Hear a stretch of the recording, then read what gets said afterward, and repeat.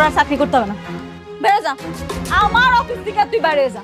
যখন দুঃখে পড়ছিলা তখন আমার মেয়ের হাত ধরে তো নদী পার হয়েছিল। এই রাতুলের কথা ছিল আমার মেয়ের এসে বিয়ে করবে। আব্বা, কারে কেক খাওয়াইতেছ তুমি? তোমার এখান থেকে যেতে হবে। কান্না করে কি আছে? হ্যাঁ, তুই তো জেনে শুনে আগুনে ঝাঁপ দিয়েছিলে, তাই না?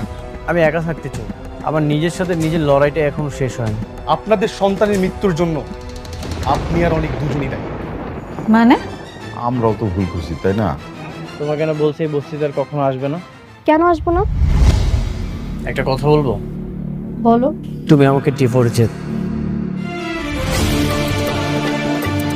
তুমি আমাকে ডিভোর্স দিয়ে নতুন একটা জীবন সঙ্গী বেছে নাও। আমার আশায় আর কখনোই থেকো না। বাহ, স্বার্থপর তুমি। এত সহজে ডিভোর্সের কথা বলে দিলে? সত্য কথাগুলো সহজ হোক বা কঠিন, বলতে তো হবেই, তাই না? হ্যাঁ, তাই তো।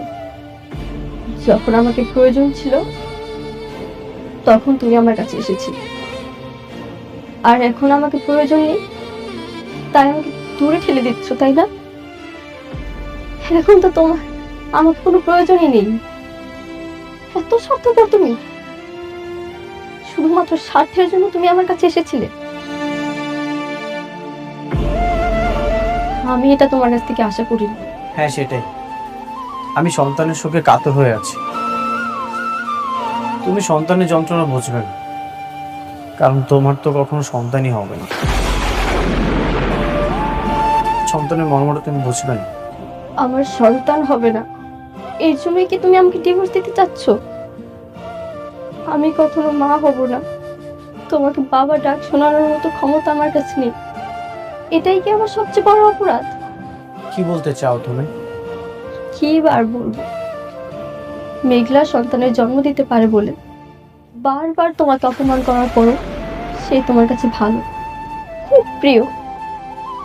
আর আমি তোমাকে এতটা ভালোবাসি, তবুও সন্তান জন্ম না দেওয়ার কারণে তুমি আমাকে ডিভোর্স দিতে চাচ্ছ? হ্যাঁ, সেটাই। তোমার যেটা ভাবার সেটাই ভাবো। তুমি এখান থেকে প্লিজ চলে যাও, কখনো আর এখানে আসবে না। আমাকে একা থাকতে দাও।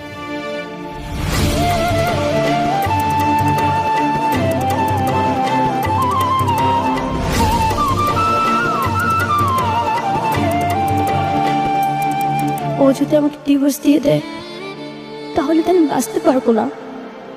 এই পৃথিবীতে আমি মাত্র একজনকেই ভালোবাসি, আর এই ভালোবাসার জন্য আমি সব কিছু করতে রাজি। আমি সন্তান নিলে মনে হয় ও আমাকে ভালোবাসবে, তাহলে এই সন্তান